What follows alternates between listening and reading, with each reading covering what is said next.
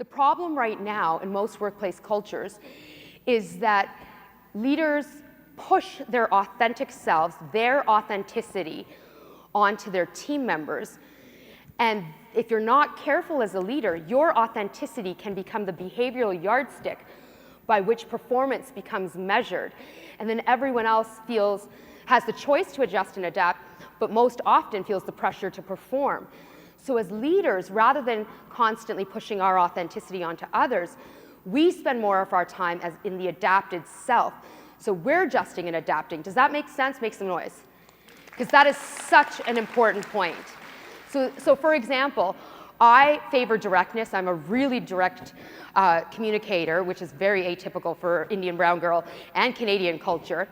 And so all the time, my team can attest to this, I will, in my team interactions, and my team tends to be more indirect, I'll hear in my head, no, we're not doing that. Or, no, we're not going down that path.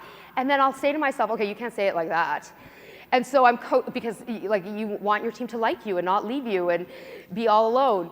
And so it's really important for me to constantly be self-coaching around how I'm speaking. So I spend more of my time adjusting my directness to meet their needs so that they feel motivated, inspired, actualized in their jobs, and it meets my needs so they don't leave me. Does that make sense?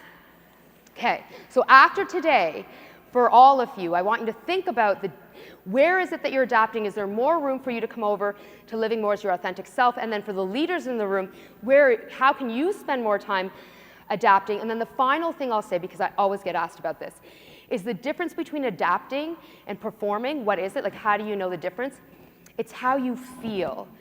Your body will tell you you're performing because you'll feel hot and anxious, and anxiety will hit you in your various body parts.